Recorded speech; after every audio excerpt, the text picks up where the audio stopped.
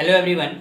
जैसा कि आप लोग जान रहे हैं कि 12th इंटरमीडिएट में हम आप लोगों को सॉलिड स्टेट ठोस अवस्था नामक पाठ पढ़ा रहे हैं। इस चैप्टर में आप अधिकतर चीज़ें पढ़ चुके हैं, उसके बारे में आपको जानकारी प्राप्त हो चुकी है।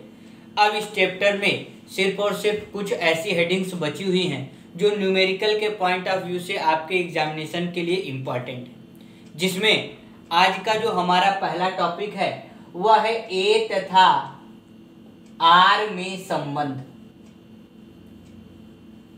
हमने आपको यह टॉपिक यह संबंध पहले बता भी चुके हैं कि ए और आर में क्या रिलेशन होता है, लेकिन आज हम लोग इस रिलेशन को प्रूव भी करेंगे। और इसके साथ साथ इसी से जुड़ा हुआ हेडिंग संकुलन प्रभाज पैकिंग फ्रैक्शन और संकुलन प्रतिशत पैकिंग परसेंटेज के बारे में भी चर्चा करेंगे। तो आज का जो हमारा पहला हेडिंग है ए तथा आर में संबंध है।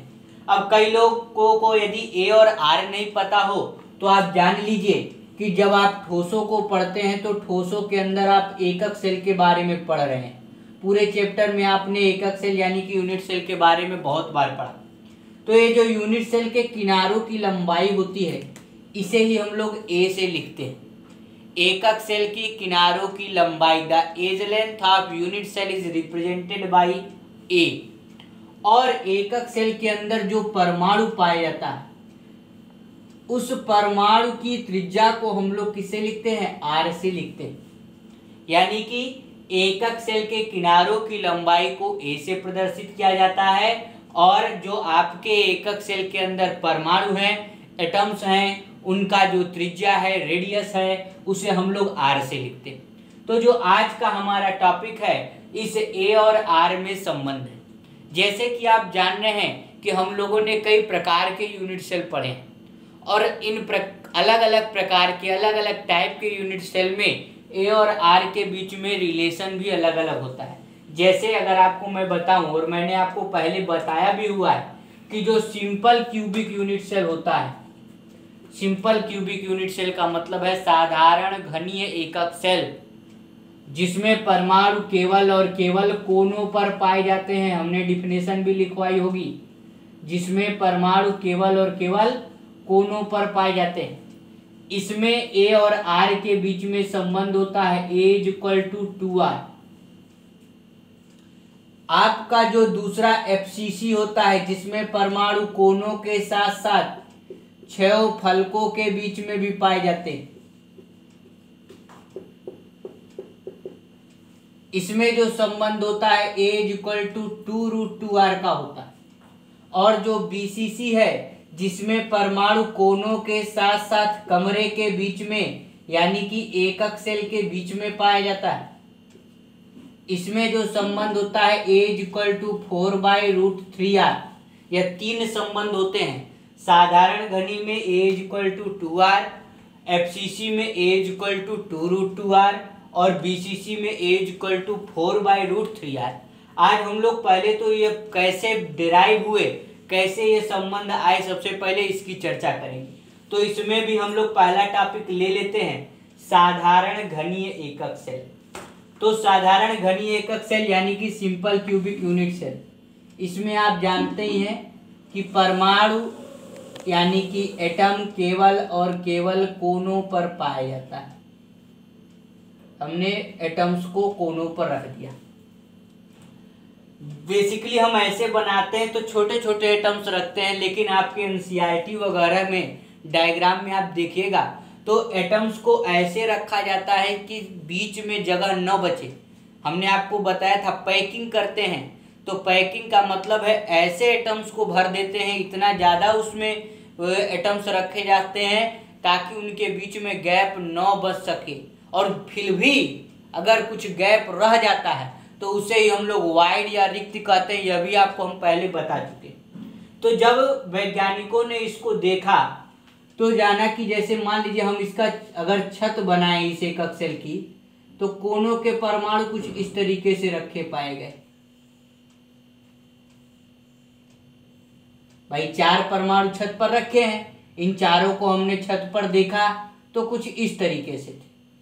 और यह आपका क्या है? ए किनारों की लंबाई। भाई यह किनारे हैं, आप जानते हैं कोई भी घन होता है, क्यूब होता है, उसका किनारे की लंबाई a है। और यह जो है यहाँ से यहाँ तक की जो आधी दूरी है यह परमाणु की त्रिज्या है r, और इसमें भी यह यहाँ से यहाँ तक की दूरी क्या है r। तो आप चित्र से बताइए ये जो a पूरी लंबाई है यह किसके बराबर हो गई, 2r की। इसीलिए हम कह रहे थे कि जो साधारण घनीय एकक सेल होता है, सिंपल क्यूबिक यूनिट सेल होता है, इसमें a और r के बीच में संबंध क्या होता है, a = 2r। परीक्षा में आपसे देगा कि एक साधारण घनीय एकक सेल में परमाणु की त्रिज्या 3 सेंटीमीटर है तो किनारों की लंबाई बताइए। यदि परमाणु की त्रिज्या 3 है तो किनारों की लंबाई 3 दूनी 6 सेंटीमीटर होगी। आसानी से आप निकाल सकते हो 1 नंबर 2 नंबर का क्वेश्चन। क्लियर है? या आप चित्र से ही डायरेक्ट इसको प्रूव किया जा सकता है और किसी भी प्रकार की बुक्स में और कोई तरीका नहीं। तो यदि हम इसका चित्र बनाएं, 4 परमाणु को रखें तो देखें जो आपका रेडियस है वह a के बराबर हो गया, तो 2r = a बाई चित्र से हमने प्रूव कर दिया। फिर इसी का अगला जो है संकुलन प्रभाज, इंग्लिश में कहते हैं पैकिंग फ्रैक्शन। इसका हम लोग पैकिंग फ्रैक्शन भी निकालते हैं। अब पहले तो आप संकुलन प्रभाज जान लीजिए क्या होता है कि एकक सेल के कुल परमाणु का आयतन,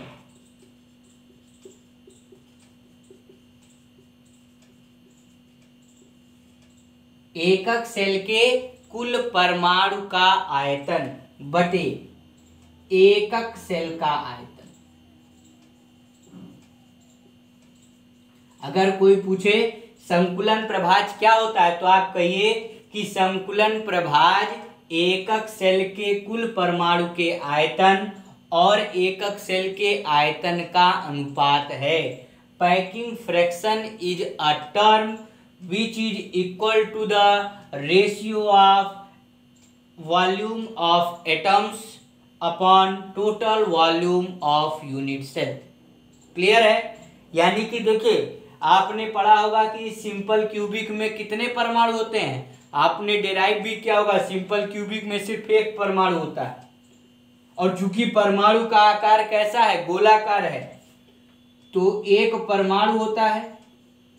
और मैथ के थ्रू आप जानते हैं कि यदि कोई गोल होता है, एक गोला यानी कि स्फीयर का वॉल्यूम का फार्मूला होता है 4/3 πr³। तो यहाँ आ जाएगा 4/3 πr³ बटे जो आपका a है, a क्या है, किनारों की लंबाई। कौन से किनारों की लंबाई, एकक सेल के। एकक सेल का चित्र कैसा है, घन यानी कि क्यूब का है, तो इस क्यूब का आयतन का फार्मूला क्या होता है, a³ होता है। फिर से समझिए, संकुलन प्रभाज का जो फार्मूला होता है वह कुल परमाणु का आयतन बटे एकक सेल का आयतन, a × 4/3 πr³। 4/3 πr³ हमने क्यों किया, क्योंकि गोले के आयतन का सूत्र होता है 4/3 πr³। गणित में है, मैथ में है, आपने 9th 10th में हो सकता पढ़ा हो। फिर से देखिए 4/3 πr³, यह a³ और ये 1 क्यों लिखा है, 1 इसलिए लिखा है क्योंकि साधारण घनीय में कुल परमाणु कितने होते हैं, 1 होते हैं। FCC में 4, BCC में 2 और साधारण में 1। अब इसी को सॉल्व किया वैज्ञानिकों ने देखा 4/3 πr³ है, इन्होंने a की वैल्यू रख दी। a की वैल्यू कितनी रखेंगे, 2r। तो 4/3 πr³ अपान 2r का क्यूब। फिर सॉल्व किए 4/3 πr³ अपान 2 का क्यूब करेंगे तो 8 और r का क्यूब करेंगे तो r³। r³ से r³ कैंसिल और इसको उन्होंने सॉल्व किया तो 0.524 आया। कितना आया, 0.524। यह आपका आया संकुलन प्रभाज साधारण घनीय एकक सेल का। कंपटीशन में पूछता है साधारण घनीय एकक सेल का संकुलन प्रभाज, डायरेक्ट पूछता है प्रूफ तो नहीं पूछता, लेकिन हमने आपको प्रूफ सहित तो बता दिया। बात क्लियर है? तो देखिए, साधारण घनीय एकक सेल का हम लोगों ने ए और आर के बीच संबंध निकाला, ए इज इक्वल टू 2r। इसी का हमने संकुलन प्रभाज निकाला। संकुलन प्रभाज में हमने बताया कि कुल परमाणु का आयतन बटे एकक सेल का आयतन के सूत्र से निकाला। वैल्यू पुटअप की, सॉल्व किया, सॉल्व करने पे आया 0.524। फिर इसका एक और हेडिंग होता है संकुलन प्रतिशत।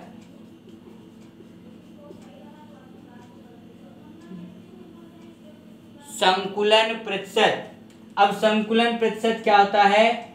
संकुलन प्रभाज में अगर 100 का गुणा कर दिया जाए, इसी का प्रतिशत निकाल देना। संकुलन प्रतिशत क्या है? संकुलन प्रभाज में 100 का गुणा कर देना, यानी कि अगर आपका 0.524 आया है, इसमें 100 का गुणा कर दो तो 52.4% बन जाता है। यही आपका होगा संकुलन प्रतिशत। तो 3 हेडिंग हमने साधारण घनी के पढ़े, हो सकता है आपको न समझ में आया हो, फिर से देख लीजिए। साधारण घनी एकक सेल, परमाणु केवल कोनों पर रहते हैं, ए और आर के बीच में संबंध निकल के आया, ए इज इक्वल टू 2r। हमने बताया एक हेडिंग होती है संकुलन प्रभाज। तो किसी एकक सेल में उपस्थित कुल परमाणु का आयतन तथा एकक सेल के आयतन के अनुपात को संकुलन प्रभाज कहते हैं एवं इसका प्रतिशत निकालना ही संकुलन प्रतिशत कहलाता है। संकुलन प्रभाज निकाला तो 0.524 आया और संकुलन प्रतिशत निकाला तो 0.524 में 100 का गुणा कर दिया तो 52.4% आया। तो साधारण गणित के 3 आपसे एग्जामिनेशन के पॉइंट ऑफ व्यू से टॉपिक हो सकते हैं। पहला तो ए और आर के संबंध क्या होगा, ए इक्वल टू 2r, संकुलन प्रभाज 0.524 और संकुलन प्रतिशत 52.4। क्लियर है? संकुलन प्रभाज की परिभाषा भी हमने बताई कि एकक सेल में उपस्थित कुल परमाणु का आयतन बटे एकक सेल के आयतन को ही संकुलन प्रभाज कहते हैं। एकक सेल में उपस्थित कुल परमाणुओं के आयतन और एकक सेल के आयतन के प्रतिशत को संकुलन प्रतिशत कहते हैं। दोनों में हल्का सा डिफरेंट है, परिभाषा एक ही है, बस इसमें अनुपात बोलना है और इसमें उसका प्रतिशत बोलना है। आप ही सोचिए, अगर आप 20 में से 18 नंबर पाते हैं तो यह केवल एक अनुपात है, लेकिन इसी में अगर 100 का गुणा कर दे तो परसेंटेज बन जाता है, लगभग 90% पाए। वही काम यहाँ पर भी। तो साधारण घनी के बारे में हमने आपको बता दिया, यह आपका हो गया। इसके बाद जो इंग्लिश में अगर आपको डिफिनेशन जाननी हो तो इंग्लिश में भी देख लीजिए। The ratio of total volume of atom with volume of unit cell is known as packing fraction. The ratio of total volume of atom and total volume of unit cell is known as packing fraction, and the percentage of total volume of atom and total volume of unit cell is known as packing percentage। तो साधारण घनी का हमने जैसे निकाला, उसके बाद जो दूसरा वाला है FCC,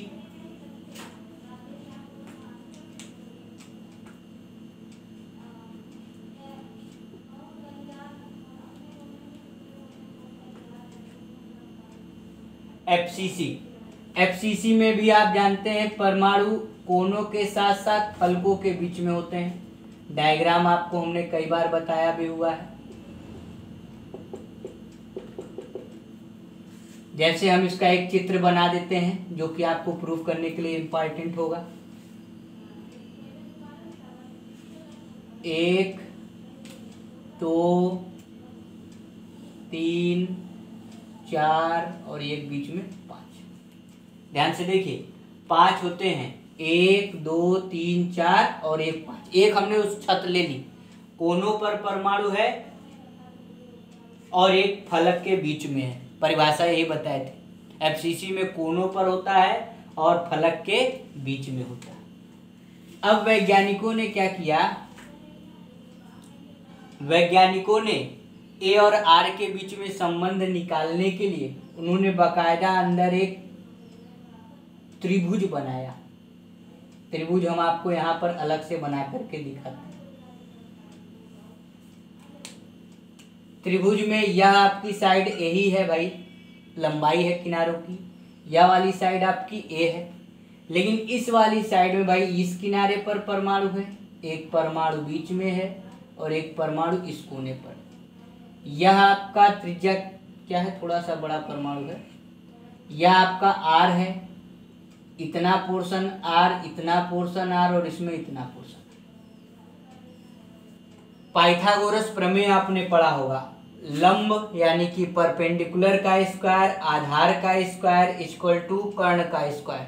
लंब यानी परपेंडिकुलर का स्क्वायर प्लस बेस का स्क्वायर इक्वल टू हाइपोटेनस का स्क्वायर।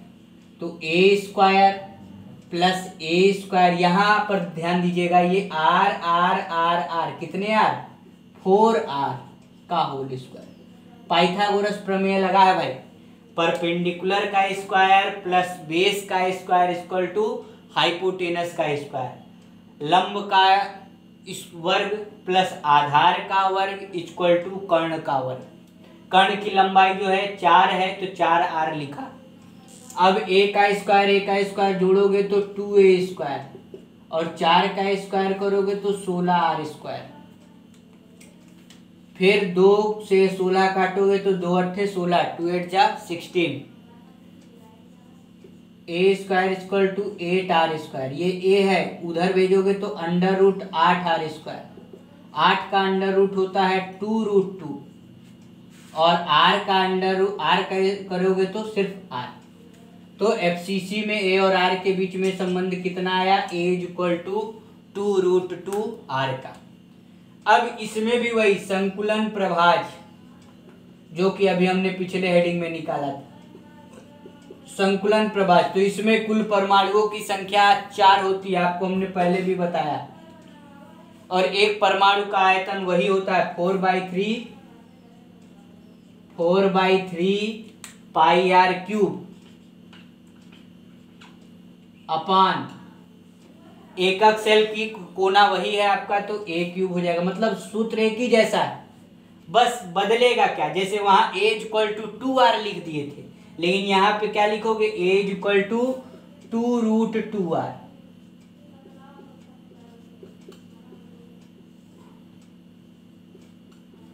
(2√2r का क्यूब। और फिर जब आप इसको सॉल्व करोगे तो इसकी वैल्यू आपकी आएगी 0.74। सॉल्व कर लीजिएगा, आर क्यूब से आर क्यूब कैंसिल हो जाएगा और फिर 2 2 जा 4 हो जाएगा। इसको जब आप ओवरऑल सॉल्व करेंगे तो इसका मान आएगा 0.74, और इसका अगर आप परसेंटेज निकालेंगे तो 0.74 में ही जब आप 100 का गुणा कर देंगे तो 74% इसका मान आएगा। तो यह आपका हो गया एफसीसी में और साधारण में। आपने 2 हेडिंग पढ़ लिया, इसके बाद एक हेडिंग और बचता है बीसीसी में, इसके बारे में हम आपको कल बताएंगे। और एक जो इसका रिक्त से जुड़ा हुआ न्यूमेरिकल है, इसको जान लेंगे तो आपका चैप्टर यह समाप्त हो जाएगा। तो कल आपका यह चैप्टर पूरी तरीके से खत्म हो जाएगा।